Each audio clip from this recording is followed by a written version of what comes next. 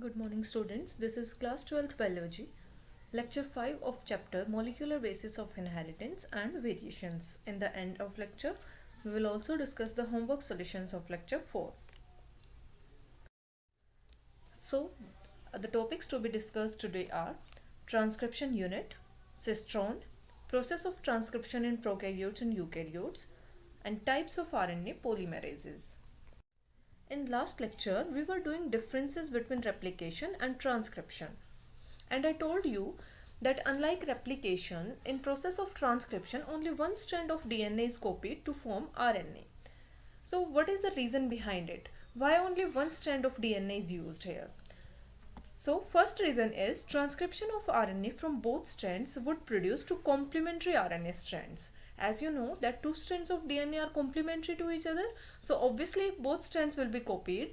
Two complementary RNA strands will be formed, which would form double-stranded RNA. And if these two strands are complementary to each other, then it will make a double-stranded structure. You can say double-stranded RNA will be formed.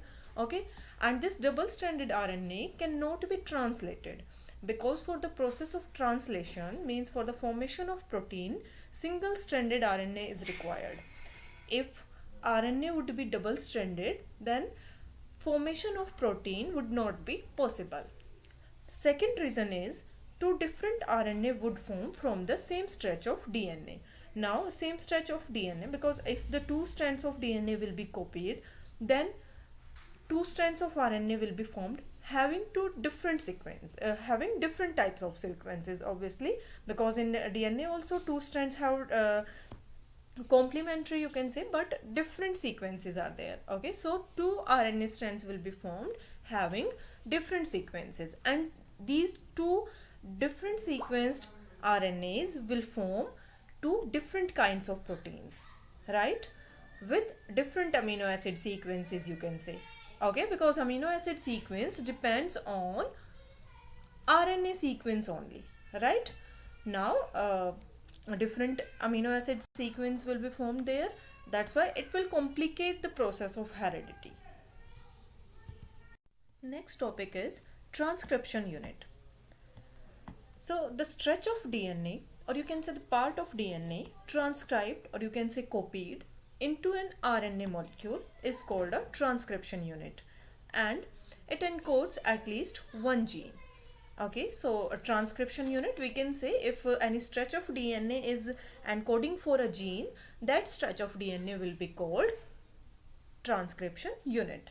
And this transcription unit is composed of three regions. These regions are promoter, structural gene, and terminator. See here, this is a transcription unit having three main parts. So this is first part of the transcription unit, that is called promoter. Okay, and after this is structural gene. Then this part is terminator. Now this promoter is the region from where transcription process starts, and terminator is the region where transcription process will end. And this structural gene is the portion of DNA that is copied, means that will form the RNA, right? Here you know that DNA is a double-stranded structure, so two strands will be present here, and this is a stretch of DNA, means you can say this transcription unit is a stretch of DNA. So two strands are present here. One strand is called template strand and one is called coding strand. So how will we define the template strand and coding strand in a transcription unit? So this template strand and coding strand is defined on the basis of position of promoter. Okay, so promoter is always present towards the 3' end of the template strand. Okay, if these names are not given, okay, template strand is not written here and coding strand is not written here, and you need to tell about the strands, then how will you define that which one is coding strand and which one is template strand? You will just see the position of promoter. Here you will see the polarity. Okay, the 3' end is present here and 5' end is present here. 3' end is present towards the promoter. Okay, so promoter is always present on towards the 3' end of the template strand. and towards the 5 prime end of the coding strand, you can say, right? So if the name of the strands is not given, only polarity is there, then on the basis of that you can tell about the strands, that if one strand is having 3 prime end towards the promoter, then it will be template strand, and if it is having 5 prime end, then it will be coding strand. Okay. Now other than these parts, means other than promoter, structural genes and terminator, which are main parts of the transcription unit, there are some regulatory sequences also which help in the process of transcription, which regulate the process of transcription, means can speed up the process of transcription or can slow down the process of transcription. So these sequences are called regulatory sequences, and these sequences can be present upstream, means from this side, on this side of the promoter, before the promoter, you can say, or on this side, that will be called downstream, means after the promoter, towards the structural gene, right? So these regulatory sequences, you can say, these can be present upstream, means here, or these can be present downstream, means here, behind the promoter. These will be called downstream, and if these are present before the promoter, these will be called upstream. And what is function of regulatory sequences? To regulate the process of transcription, to slow down or to speed up. Then next thing is cistron. Cistron is a section of DNA or RNA molecule that codes for a specific polypeptide in protein synthesis, means you can say during the translation. Okay, so a section of DNA or RNA molecule. So here you can say before the transcription we will say the DNA molecule, section of DNA molecule, or after the transcription we can say RNA molecule that codes for a specific polypeptide is called cistron. So the cistron can be you can say a stretch of DNA or RNA. Okay, so we can say that mRNA can be, because mRNA is the RNA which forms the polypeptide. Okay, so mRNA can be monocistronic or polycistronic. So two types of cistrons can be there. Polycistronic mRNA is a mRNA that codes several proteins and is characteristic of many bacterial mRNAs, right? So this polycistronic mRNA condition is found in bacteria, and here one transcription unit, you can say, or one mRNA will code for many polypeptides or many proteins, you can say. Okay, and in monocistronic mRNA is a mRNA that encodes only one protein. If one transcription unit is encoding only one protein or one polypeptide, you can say, then it will be called monocistronic mRNA, and all eukaryotic mRNA are monocistronic. These are monocistronic and polycistronic conditions. Here you see, in case of monocistronic condition, this is a transcription unit having only one gene. Okay, you can say if one transcription unit is coding for only one polypeptide or having only one structural gene for one protein, then it will be called monocistronic. And this is a polycistronic condition in which one transcription unit is coding for more than one polypeptide or more than one protein. That's why there are more than one structural genes are present, that is gene A, that is gene 1, gene 2 and gene 3. So these three genes will form three different proteins here. Now split gene arrangement in eukaryotes. Here you can see this is pre-mRNA, means DNA will form the RNA. Okay, and after the formation of RNA, this RNA is not mature in case of eukaryotes. Why? Because with the coding part, some non-coding part is also present in that RNA. Okay, and that's why that RNA is called pre-RNA, right? And here you can see exon. Exon is coding part. Coding part means which will form a protein that is interrupted by some non-coding part also. and that non-coding part that is present here is called intron. So this is a eukaryotic pre-mRNA where exon and introns are present. Here exons are interrupted by introns, or you can say coding part is interrupted by non-coding part. Exon is coding part and intron is non-coding part. After the processing, these introns, means these non-coding parts, are removed from the RNA, and that RNA becomes mature RNA, or you can say processed RNA. Okay, here you see only exons are present here. This blue colored part, that is intron or non-coding part, has been removed here. So this is mature mRNA. Okay, this split gene arrangement means coding part interrupted by non-coding part is only found in eukaryotes. In case of prokaryotes, these introns are not present.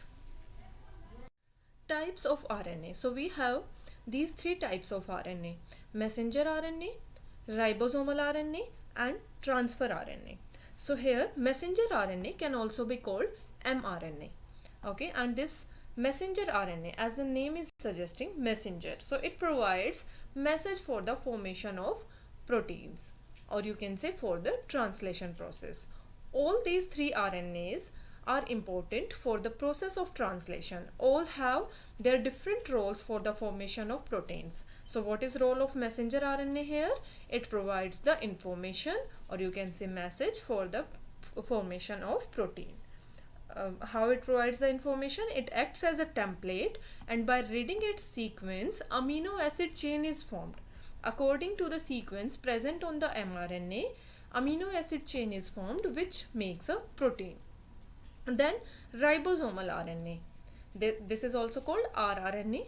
And what is role of rRNA? It has structural and catalytic role for the formation of proteins. It provides site for the attachment of amino acids, okay, because amino acids will make a protein. So it provides sites for the amino acids. And also catalytic role means it has enzymes for the process of translation. So this is ribosomal RNA, and this is a small subunit, and this is large subunit of this ribosomal RNA. Then transfer RNA, that is also called tRNA, and as the name is suggesting, transfer RNA, so it helps in transfer of amino acids. So it brings amino acids for the formation of a chain, for the formation of a protein, you can say.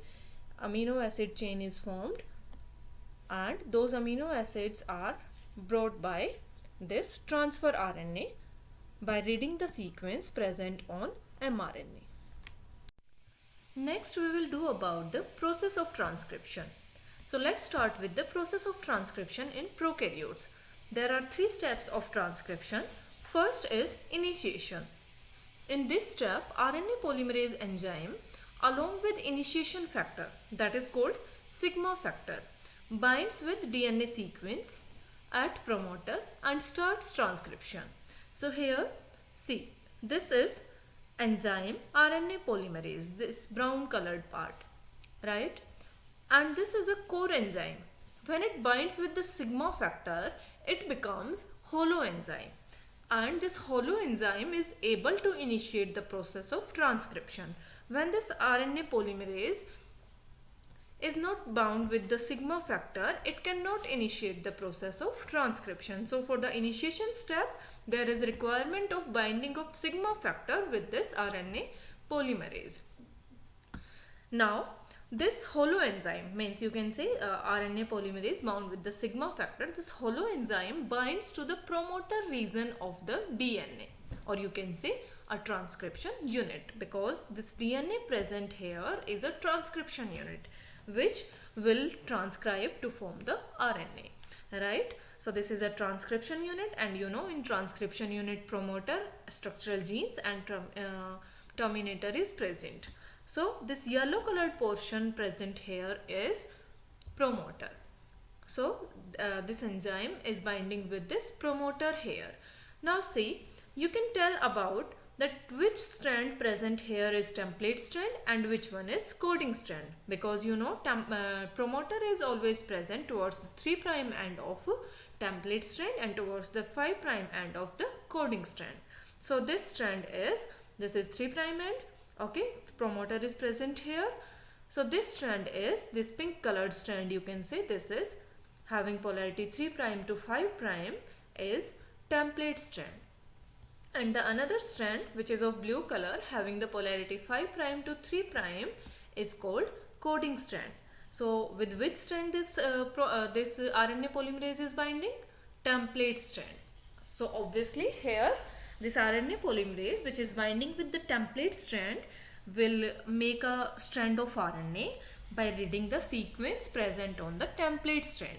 So it will make the RNA complementary to the template strand of DNA, right? And if it's making the complementary strand of the template strand, then that strand will be exactly equal to exactly similar to the coding strand, right? Because here also this template strand is complementary to the coding strand, okay?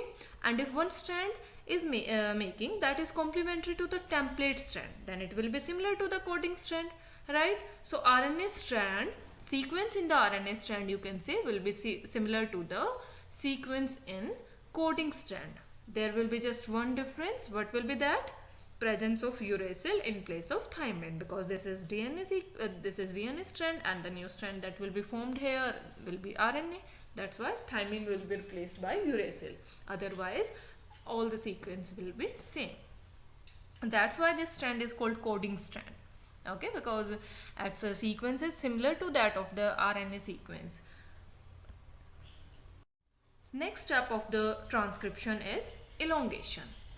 And in this step, RNA polymerase enzyme use nucleoside triphosphates like ATP, GTP, CTP and UTP as the substrates and polymerizes the nucleotides of template as a complementary strand.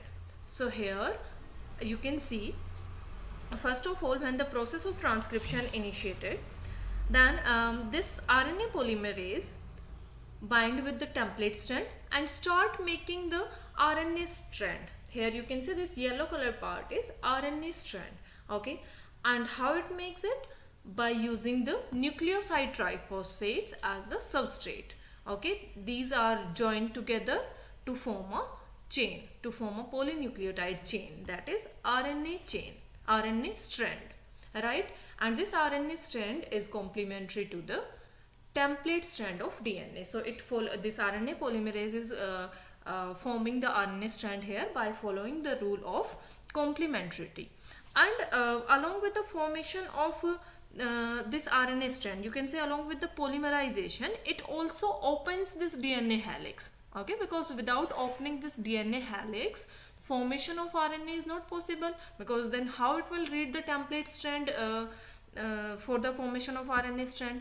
That's why along with this polymerization process, RNA polymerase has another function also. And what is that? Opening of this helix of DNA. So here you can see this helix of DNA is opened. It starts its opening from the promoter region, which is not shown here, okay? It starts its opening from the promoter region, and then it opens the next region, and the region which is left behind will again coil like this, okay? Here you see this is coiled again, and this RNA polymerase is working by opening the region of the DNA ahead it. So it is doing the dual function, opening the DNA helix as well as polymerizing the RNA strand. Now here you can see the sigma factor has been detached from the RNA polymerase. So once the transcription process has been started, this sigma factor detached from the RNA polymerase because its function was only to initiate the transcription process along with the RNA polymerase enzyme. Now it is detached from the RNA polymerase because RNA polymerase alone can elongate the process, okay? Elongation step can be done by RNA polymerase alone without sigma factor. Now last step is termination. Termination means to stop. So in this step, termination factor, that is Rho factor, replaces the initiation factor at the termination point of DNA sequence.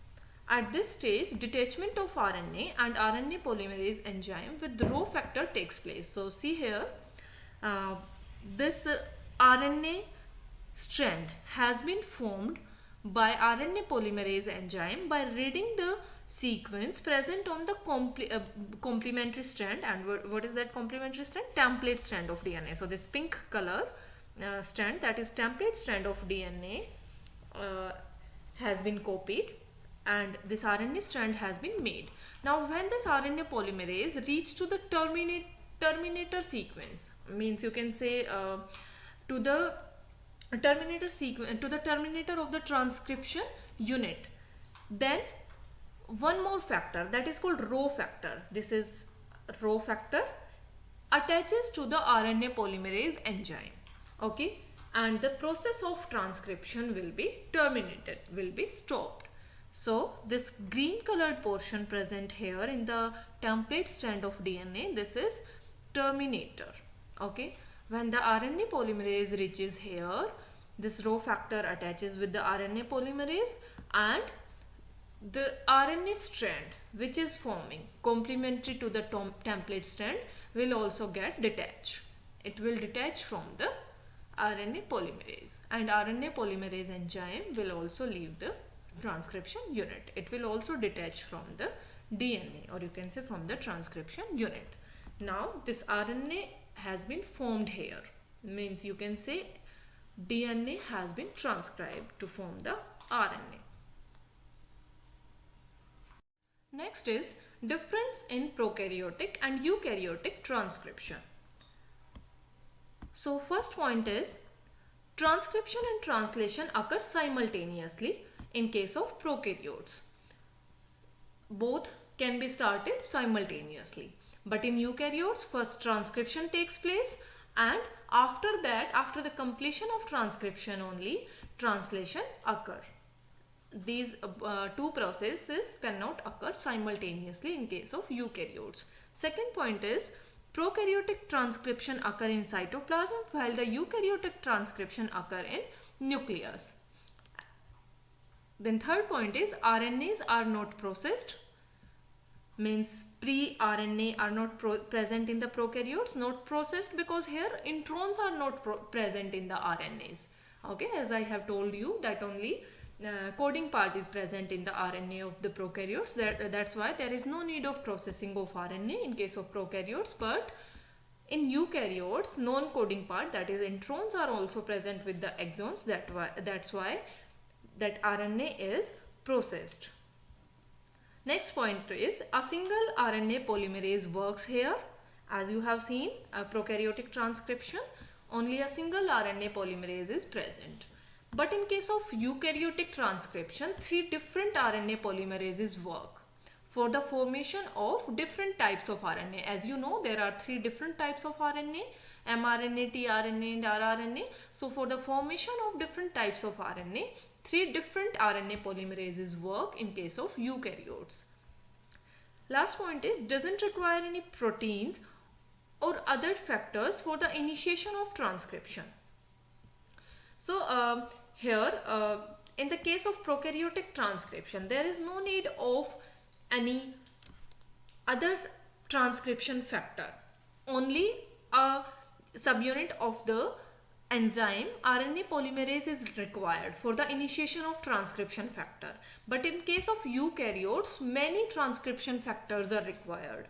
Okay, for the initiation process, along with the RNA polymerase enzyme, many transcription factors are also required to initiate the process of transcription.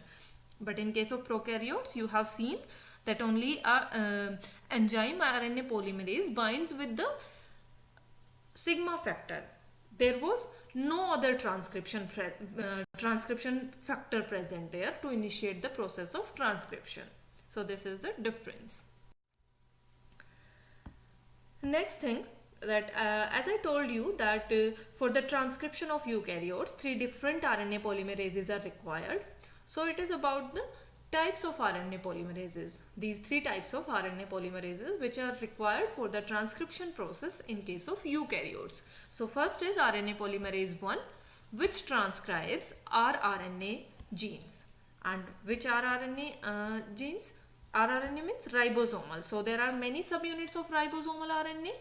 As you know, in the ribosome there are two subunits, small and large, that is 40S and 60S in case of eukaryotes, right? So those 40S and 60S subunit of ribosomes are also made up of many subunits. So these are written here: 28S, 18S, 5.8S. All these are subunits of the 40S or 60S subunit of the ribosome. All these are subunits of the ribosome only. Okay, ribosome, or you can say rRNA, that is ribosomal RNA.